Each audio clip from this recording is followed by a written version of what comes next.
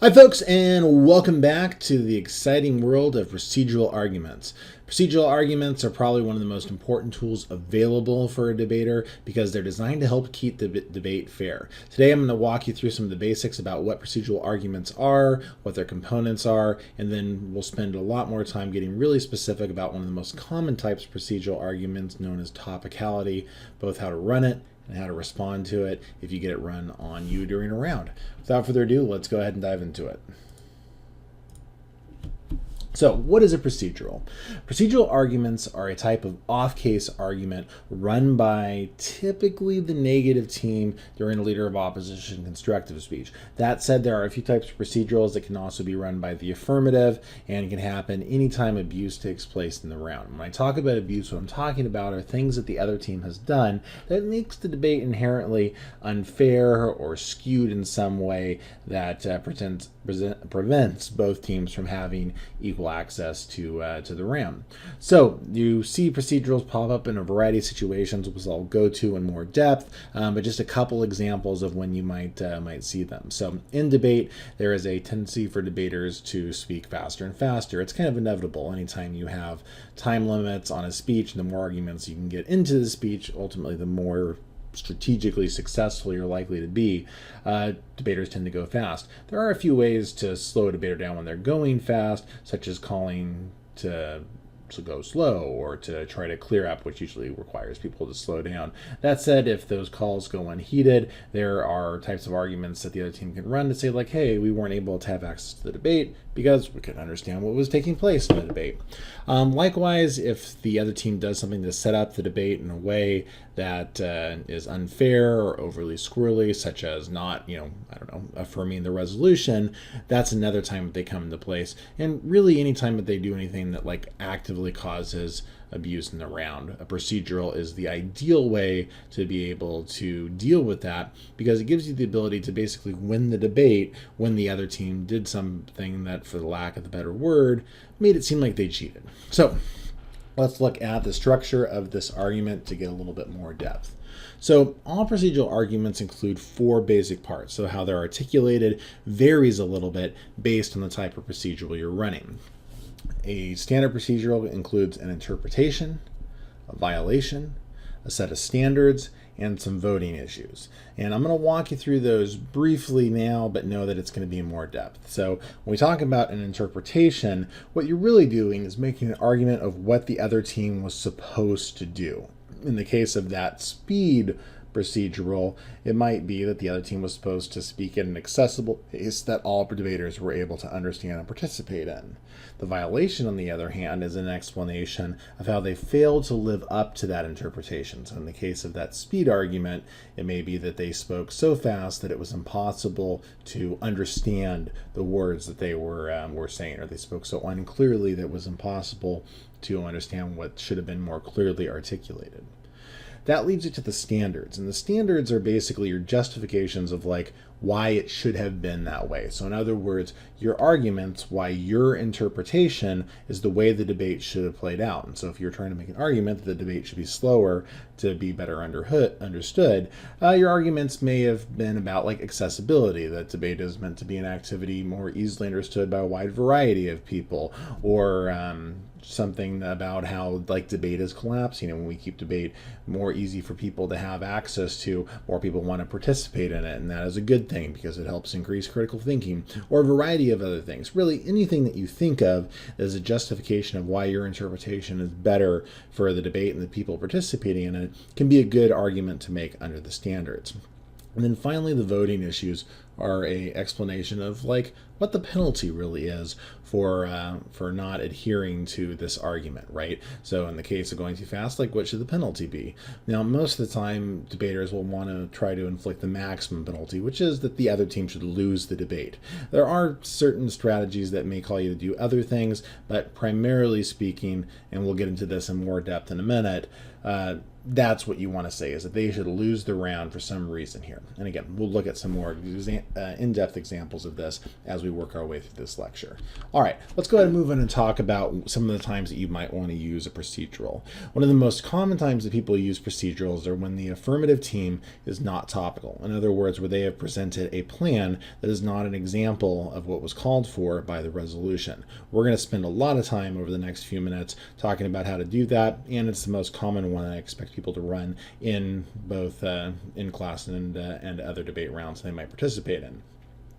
The second time that you might use a procedural argument is when the affirmative has gone outside the realm of the resolution, and this is often referred to being extra topical, meaning that they've done something in their plan text that is beyond the scope of the resolution, or, and this is a variant of that, affects topical, where they've done something in their plan that might lead to topical action but isn't itself a topical action. Again, we're going to talk about these top two things in more depth, but I wanted to leave you with a couple other options that you might want to try.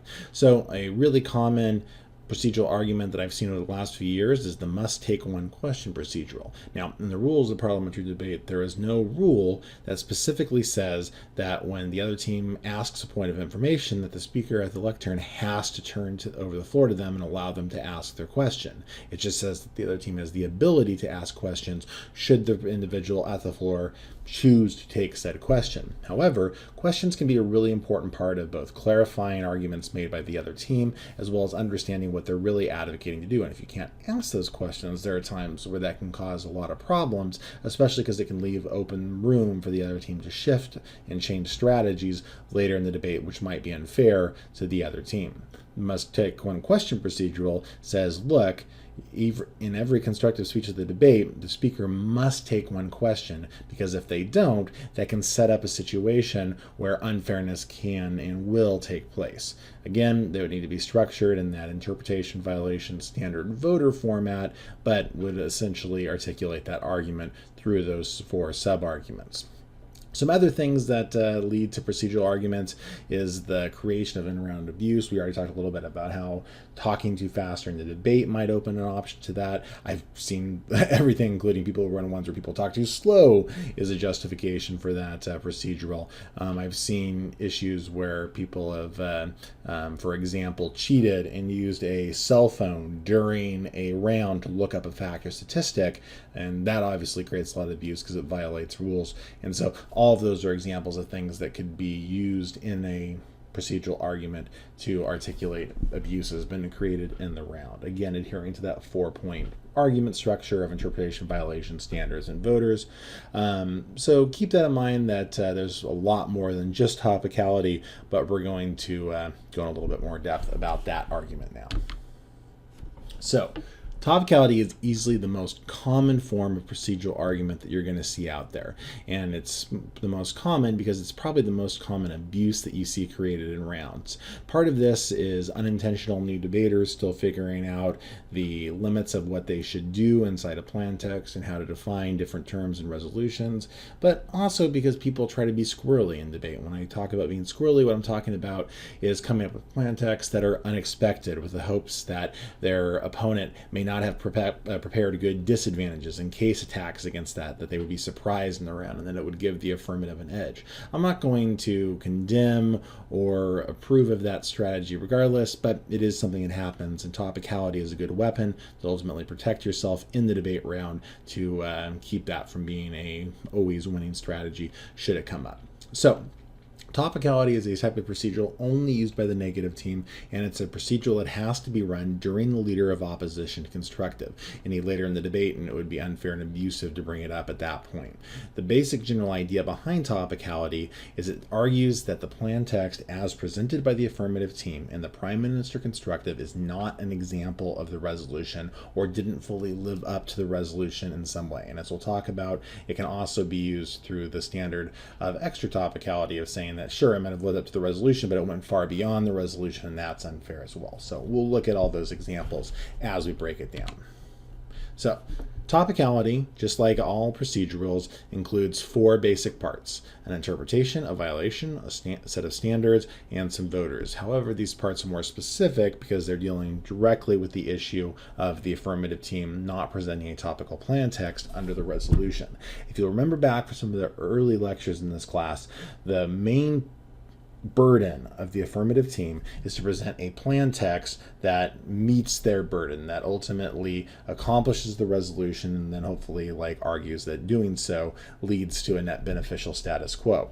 However, in the situation where the affirmative team presents a plan text that does not live up to that burden, topicality is the main tool to go ahead and use to call them out, because it really creates some structural unfairness in the debate round. So, in putting forth a topicality, the interpretation argument typically contains a definition or an explanation of either a word or term in the resolution. It's important that your interpretation is of the resolution and not the plan text, because the plan text can be articulated in a wide variety of ways. You need to focus on the one piece of information that we had in common at the start of the round, which is the release of the resolution. So look for words or phrases in that resolution that might ultimately not be fulfilled by the affirmative. So, for example, if you ever come across a resolution that contains the word substantially increase, it's always going to be a good candidate for topicality, because you can almost always make an argument that the affirmative's plan is not actually a substantial increase over what was ever being done beforehand. But other words and phrases can also be useful, especially if the affirmative team puts forth a plan that really is an example of what that resolution called for. So start by providing an interpretation that has those definitions or explaining these definitions. If prepared during prep time, might include a source from the internet. Typically, the better the source, the better the interpretation. However, if you have to fly prep a topicality because the affirmative is blatantly untopical when you get to the round, then your definitions might be more common person understanding definitions of terms or phrases. Once you've presented what the resolution was supposed to be about, you're then ready for the second part of this argument, that of the violation. The violation is where you then explain how the affirmative's plan failed to live up to that interpretation, right? So if the plan called for a substantial increase of something and the plan was only like an increase of, well, let's do one more of these, then it's a pretty easy argument that they failed to substantially increase whatever it was. Then it leads you to the standards. Now, the standards are the place where you have to explain why the interpretation as presented by you is better for the debate. And there's a wide variety of standards. I encourage you to check the manual that I provided for this class, as well as the handout that I embedded in this module that has a list of good standards that are worth checking out. That being said, pretty much anything that you can articulate and explain is worthy of an argument. There's not necessarily a set of standards out there. Anything that can be argued to justify why your interpretation is better is something that can be brought up at the standard level. That said, there are some pretty common ones, including the team that provides the better ground for both sides, the team whose interpretation provides the more topic-specific education, or the better clash between the debates, can all be used as good ground standards. So worthy to look into some of those and think about some of those and watch some debates that have topicalities in them, because it can be a useful way to gain some insight and understanding to how those standards work. Finally, the last piece of it is the voters. And the voters are your explanation of what the penalty should be for the other team. Again, you should always err on the side of going for the max penalty on voters. My recommendation is always start off with the first voter being that this is an a priori voting issue. And what that means is that this argument, this procedural argument, this topicality has to be evaluated prior to any other arguments in the debate. Now, judges are typically instructed that issues like procedurals and topicality should be judged in a hierarchy higher than other arguments in the debate, but I think it's important, especially when you end up with tabula rasa judges, to make sure that you make that argument yourself. So your first voter should always be a priori. And in the next slide, when we look at an example of this, I'll show you how you might explain that. But the general idea, and that's literally what a priori means, is evaluate this argument prior to any other arguments in the debate, which makes a certain amount of sense, right? If the debate was unfair to begin with, and the affirmative had awesome advantages, and the negative had no responses to them, Of course they didn't, because the affirmative did something making their plan non-topical, which ultimately led them to have better access to arguments in the round. So that's why you want to make that argument. From there, there's a lot of places that you can go, but typically fairness and education are really good voters, where you articulate why it's important that they should lose because of the harm to fairness in the debate, as well as the loss of education that we might have gained had we been able to actually debate this topic, as opposed to just sitting here working our way through a procedural. All right, let's look at an example. We get the resolution: the United States should ban all caffeinated energy drinks. So for a hypothetical case, let's assume that the affirmative team did the following. They presented the plan that Congress will pass a bill prohibiting Red Bull and Rockstar brand energy drinks. So when you think about this resolution in relation to this plan text, hopefully what's jumping out at you is that the affirmative team, while they do ban some energy drinks, they fail to ban all energy drinks, which makes this a really good example for a topicality. I'm going to go ahead and work my way through this T-shell that I put together to show you what this might sound like in a debate, and then we'll look at some other examples of this, knowing that there actually are other procedural arguments you could probably run in this issue. So we're going to go ahead and run a topicality on this resolution, specifically on the word all. All right. So my first argument today is that of a topicality on the term all. Our first argument is the interpretation. And so our argument here is that the common understanding of all is to include all possible variations. We go down to the violation. Our violation is that the affirmative team's plan today limits the ban of energy drinks to only include two types, specifically Red Bull and Rockstar. This means that they ban some of the variations of energy drinks, but not all of the energy drinks. And ultimately, we're going to see that this is really detrimental to the fairness and access in this round. So let's go down to our third set of arguments today, which are the standards. Our first argument under the standards is that of predictability, specifically that our interpretation of the resolution is the more predictable interpretation. Debate suffers when affirmative teams choose unpredictable examples of the resolution. Negative teams are really only able to prepare good arguments when they know what the debate is going to be about, and they can't do that when they ultimately skew the debate and only choose to do part of the resolution. Our second argument that we're going to make here today is that of ground, specifically that our interpretation of all and of this resolution provides the best ground for both teams to debate. They're able to come in here and claim a large amount of solvency by banning all of the energy drinks, and we're able to access large impacts in terms of how this might disrupt the business environment, right? These are the disadvantages that we'd ultimately prepare to run in this round with the collapse of the energy drink industry. We lose access to those business disadvantages when they only implement a small part of the resolution. And finally, we're going to present the standard, that of the common person understanding. We would argue that our interpretation of what all means represents the most easily understood definition of the term. And when we use the most commonly understood versions of term, it ultimately increases the accessibility and understanding of what should be debated in a round. Which leads us to the final part of this argument, which is that of the voters. Our first voting issue today is going to be that of a priori. Specifically, as a judge, you need to evaluate this argument prior to any other argument in the debate, because ultimately it speaks to the fairness as well as the access that we had in this debate round. Second argument today is that of jurisdiction. The rules say that topicality is a voting issue, and if you choose to vote for it, you cannot choose as a judge to vote for a team that you know to be non-topical. And finally, we'd say also you should vote for us on behalf of the voter of fairness. Specifically, like if we allow affirmative teams to not follow the resolution, they're starting to create a game where affirmative teams always win and negative teams always lose. Honestly, it would be more fair to decide a round like this by a coin flip than it would be to evaluate the affirmative based on their non-topical arguments. So for all of these reasons, we urge a strong negative ballot and on the topicality.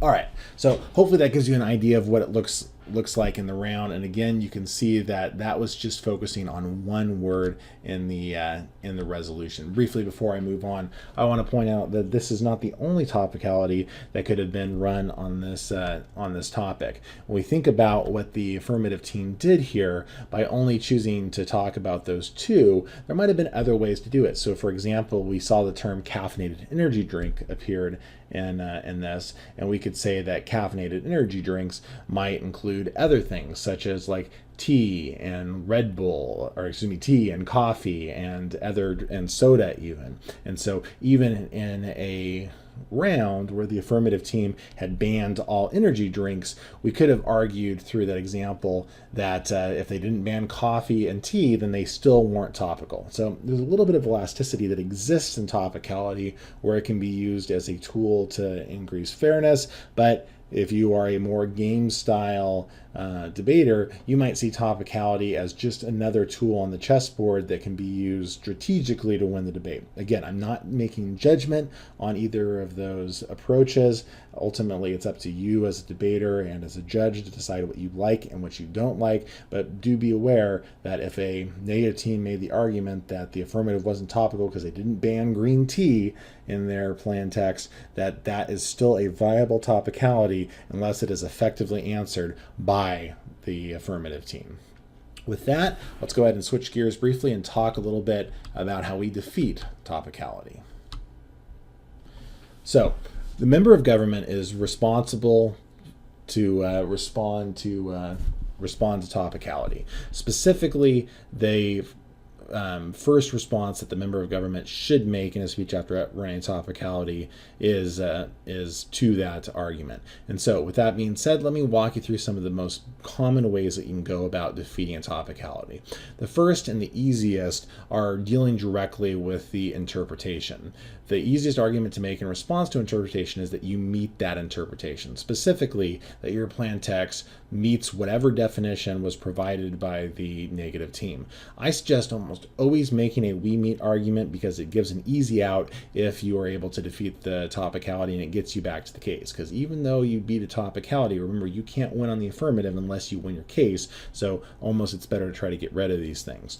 Alternatively, you also have the option of responding that it's just a bad interpretation. And so if they interpret the resolution in a way that's just ridiculous, right? Like my example a moment ago of energy drinks needing to include green tea, you then have the ability to say like, no, that's a bad interpretation. Energy drinks should be defined as something else, which you'll get to in a second when we get to counter interpretations. But typically a we meet or a bad interpretation is always a good way to start fighting the topicality.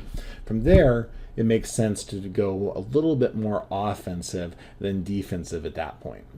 And what I mean by that, instead of just disputing whether or not you are or aren't topical, provide your own counter interpretation that better defines what the resolution was to be about. So in that example where the affirmative team said like they're not topical because they don't ban green tea, say counter interpretation, caffeinated energy drinks are a specific subcategory of beverage which are marketed as such. In other words, caffeinated energy drinks are things marketed as caffeinated energy drinks. And that makes a lot of sense at some point at the point because it's probably the better common person understanding, which leads us to the second component here. After you provide your own counter interpretation of what the resolution was supposed to be about, it's still your responsibility to provide a set of counter standards of why that's the better interpretation. And in that case, I think common person understanding is a pretty good counter interpretation because frankly, if you were on your way to a grocery store and you're like, hey Ryan, can I grab you something? I'm like, yeah man, can you grab me a caffeinated energy drink? And you came back with a piping hot cup of Earl Grey tea, I'm going to be a little bit confused, right? So when people think of energy drinks, they don't think of Earl Grey tea, they don't think of green tea, they don't even think of coffee. They think of Red Bull and Rockstar and, I don't know, Go Girl or 5 Hour Energy or something, whatever it is, right? So counter interpretations and counter standards tend to be the best way to defeat a topicality because it's not just you making the nuh-uh argument, it's you saying, no, there's a better way to interpret, a more fair way to understand this resolution, and that's what we went for, and that's what the other team should have been prepared for. In addition to those, there are a couple other things that you can do to deal with topicality.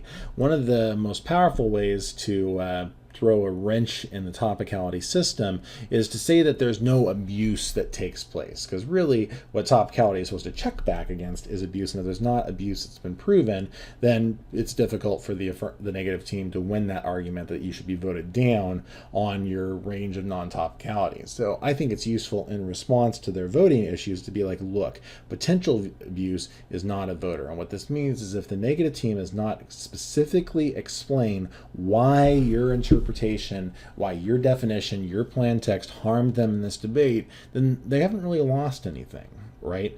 However, if they did articulate, as I did when I was reading my example, that they lost access to run a disadvantage or something like that, then maybe that's not the strategy to go for.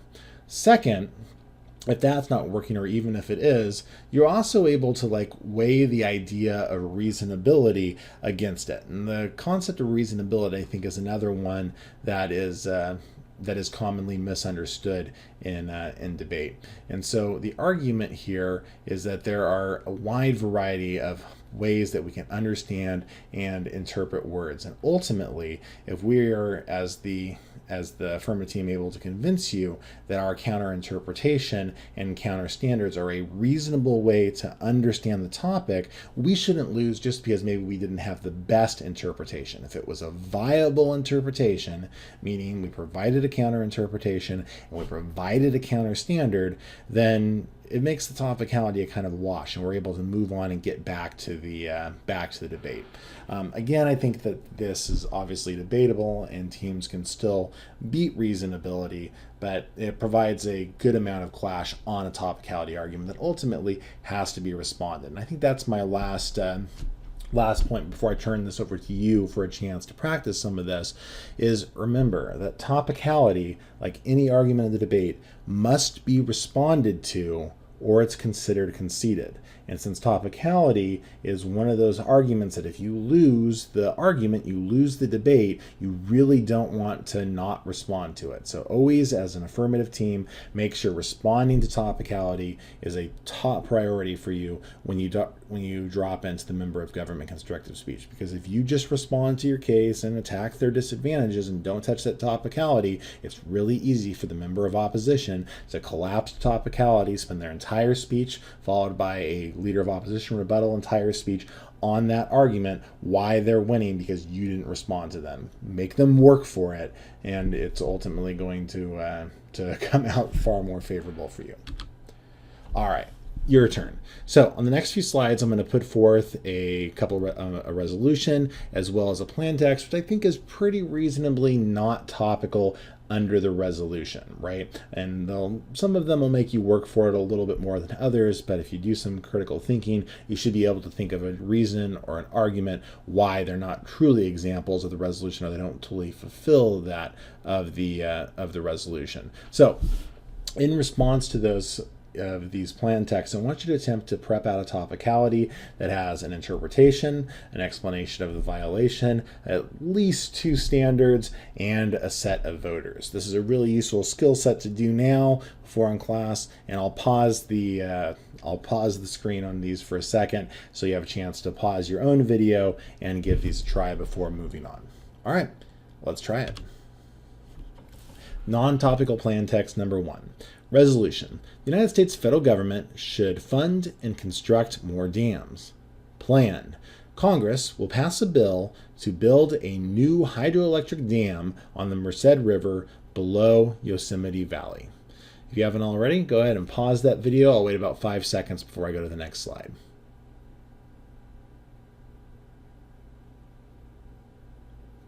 All right, if you haven't paused it, do now.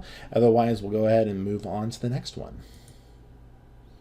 All right, non-topical plan number 2. Our resolution is that the state of California should allow unrestricted open carry of firearms. The plan text presented: the California legislature will restore California's open carry allowance. If you haven't already, go ahead and pause the screen and try to prep one out.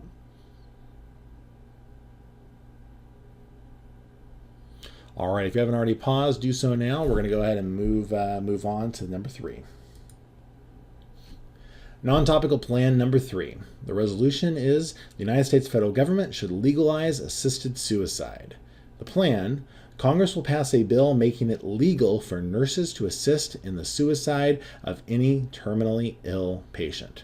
If you haven't already, go ahead and pause the screen. We'll move on in about 5 seconds. All right. With that, let's go ahead and wrap up.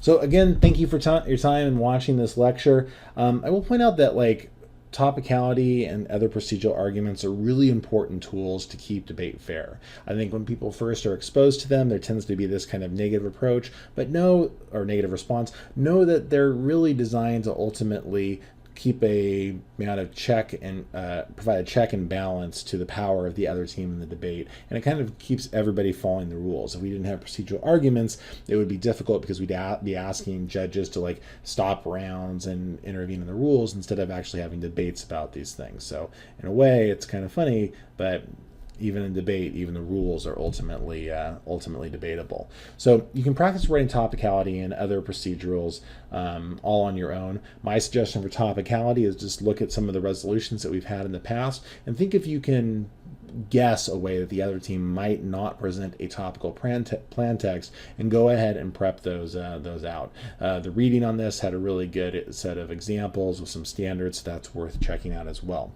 I also think it's really important to kind of memorize the strategies in responding to topicality, especially the idea of providing a we meet or bad interpretation and a counter interpretation and counter standards. If you haven't kind of gotten those down, it's going to be difficult to defeat topicality if and when you get one run on you. So good luck and enjoy those procedurals.